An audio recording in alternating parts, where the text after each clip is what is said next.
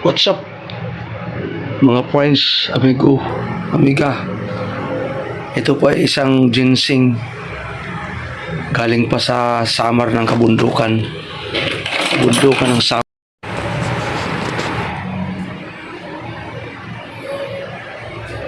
Dala ko ito galing sa Samar eh. Yan po ang iniinom ko na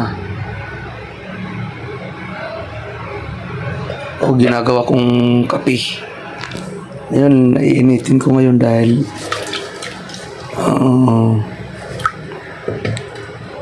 iinom tayo.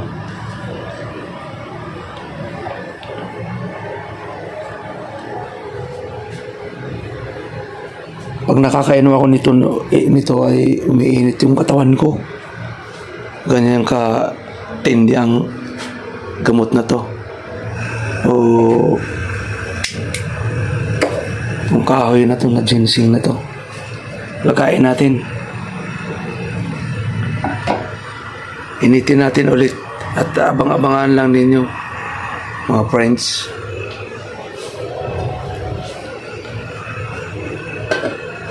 Pinakukulaan ko ulit. Para maging maligamgam ang ating pakiramdam sa ating tiyan. Pag nakakainom ako niyan, mga friends, amigo, amiga, mainit ang katawan ko at saka para akong nagugutom lagi. Kahoy yan, ugat yan. Yan po ay marami ang dala nito. Ugat yan na napakalaki doon sa kagubatan. Ito nga po ang iba nito. Ito.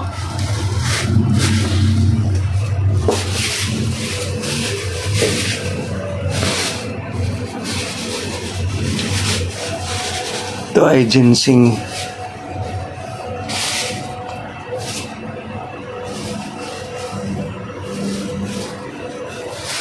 Marami ang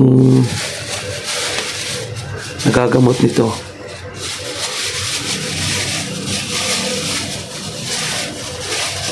Ano? Yung ikwento ko sa inyo, yung klase pamangkin ko doon sa Samar, nung isang araw nung December 29 hanggang 30, siya po ay umihi ng dugo, acute kidney. Yan po, acute kidney. Yan siya. Within 2 days lang kanyang pag-inom nito, nawala ang pag-ihi niya ng dugo. Yan siya.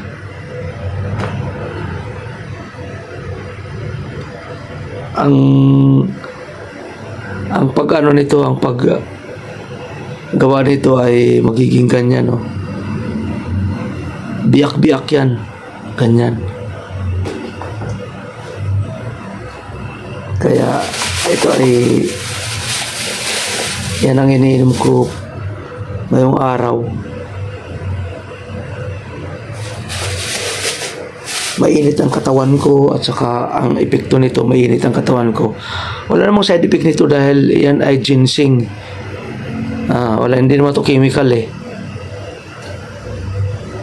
Ugat ito ng kahoy. Bigay ito sa akin ng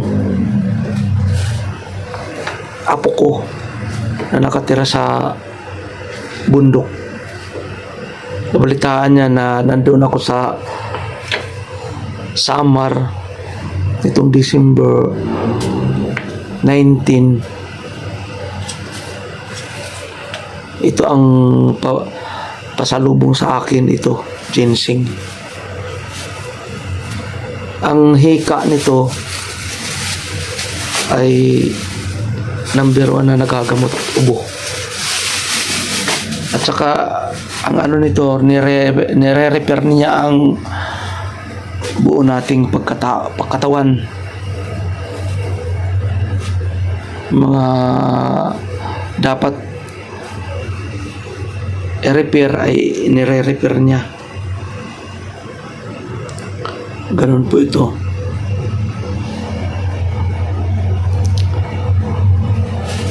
Halimbawa, mayroon kang ulcer. Sa buong pagkatao mo, buong katawan mo, i-repair ito. Yan ang ang gawain nitong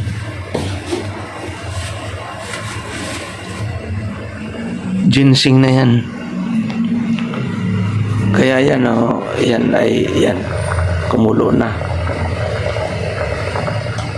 Parang amoy mais ang ano niya.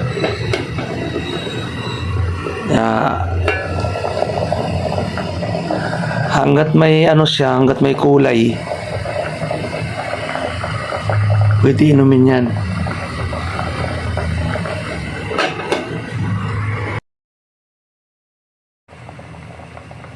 Ginseng galing sa kabundukan, ugat ng kahoy. Yan po, ginagawa kong kape. Tayin na natin.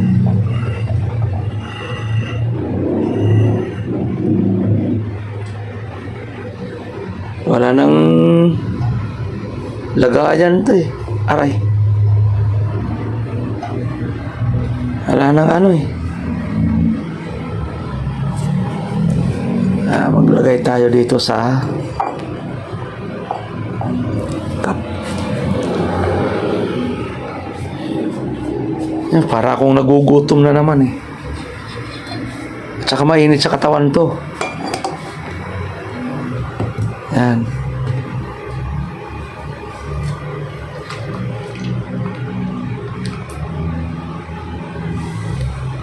Ang may ubo nito may hika. Number 1 ang hika. Tanggal yan.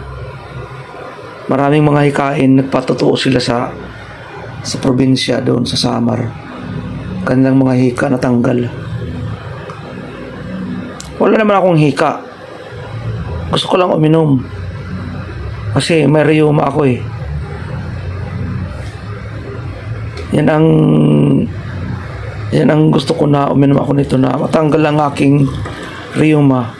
Saka wala namang side effect nito dahil isang ano to eh. Isang ugat, isang ginseng, isang kahoy. Yun oh. Amoy mais. Ang kanyang amoy. Masarap.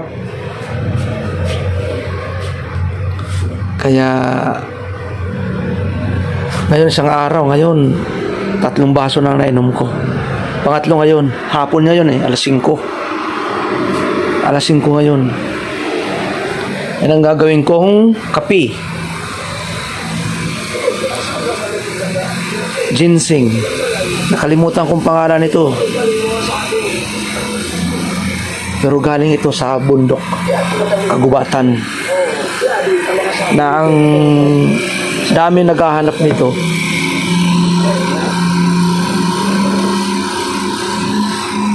Ang dami naghahanap nito pero hindi nila alam. Hindi nila alam kung saan makukuha. Hindi yan itinuturo ng apo ko. Dahil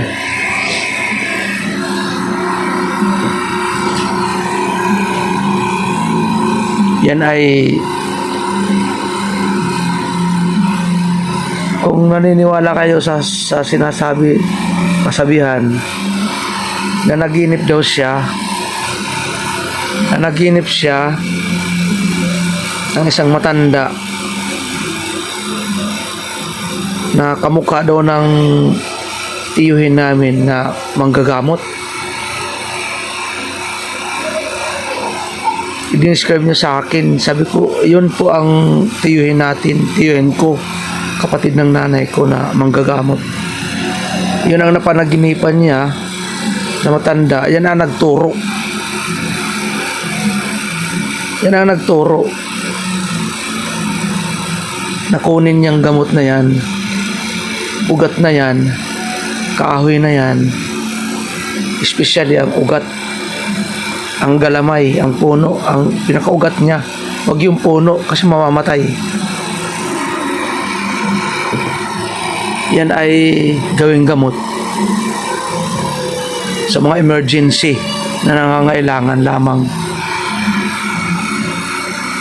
Yan ang bata na yan, yung apo ko. Ang daming gumaling na binigyan nitong ginseng na to. Ni piso hindi tumanggap. Kahit anong pilit sa kanya. Meron niyang humingi sa kanya binibili ito ng isang sako, binigay niya. Taga-Tacloban. Ang nanay niya namamaga ang buong katawan. Ito lang ang ininom sa taga-Tacloban. Nang uminom, gumaling. Ngayon, ang problema, ibinintan niya itong ginseng na to. Kaya nakilala siya, hinanap siya, maraming naghahanap sa kanya nang dahil doon sa Tacloban. Kaya ang ginawa niya, hindi na siya nagbigay doon dahil ginawang negosyo. Binibigyan siya ng libo-libo, thousand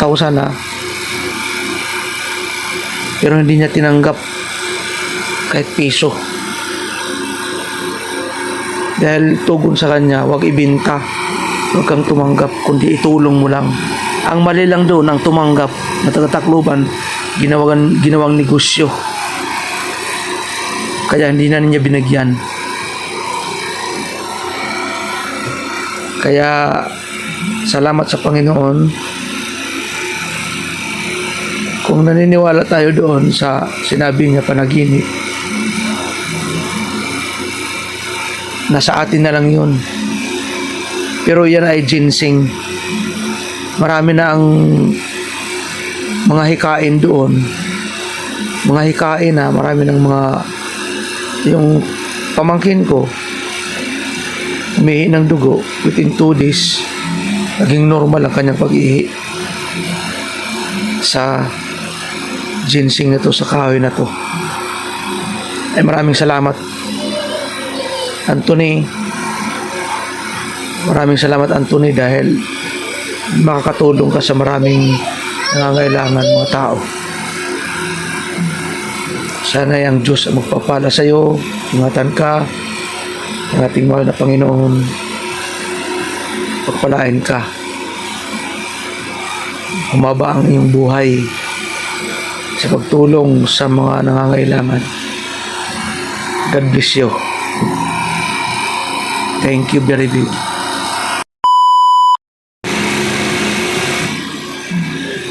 Ayan po, inom na tayo. Inom tayo sa ginseng. Mainit pa. Dami, 1 cup po. Gawin kong tubig. Inumin. Baka sakali yung buhok ko tumubo. Malay natin. Doon pa ako sa summer uminom nito. Nang uminom ako, pagkatapos ng uminom, ang init ng katawan ko. Hindi mo maintindihan. Parang robos. Ayan ang problema. Pero nagbabago ang katawan ko. Lalo na nagugutom ako. Gusto nito kumain, parang tumataba ako. Kaya bago ako kumain, inom muna ako nito. Yan ang tubig ko. Yan.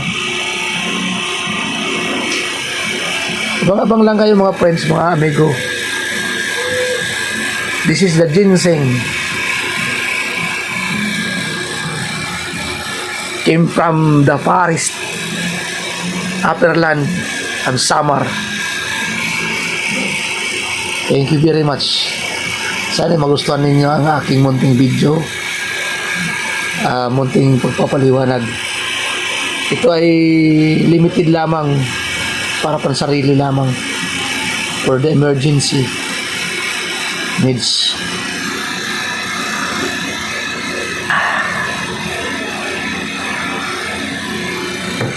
Amoy mais.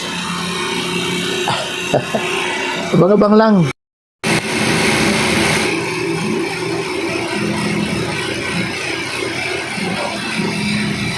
Yan ay doon ako sa summer niyan. Uminom ako ng buko, sabaw ng buko at kumain. Yan po. Nung December yan, December 17, 18 hanggang doon ako bagong taon. Yan ay pispan ng hito ng pamangkin ko, si Ray. Borny, shout out sa'yo. Masipag na bata yan.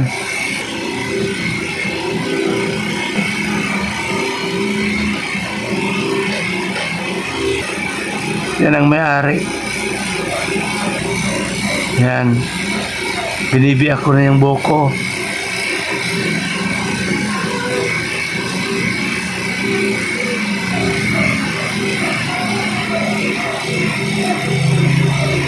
Para makakain tayo ng buko.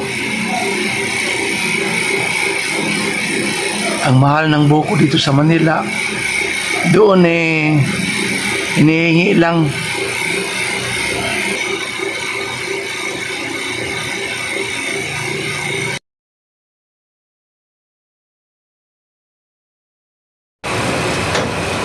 Yan ang ginseng. Ubusin na natin to. Ito na lang.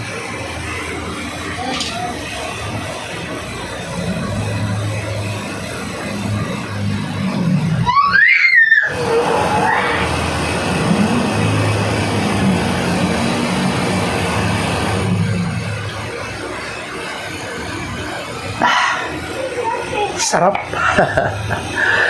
Thank you sa inyong panonood. God bless po sa inyong lahat. Thank you. Bye-bye.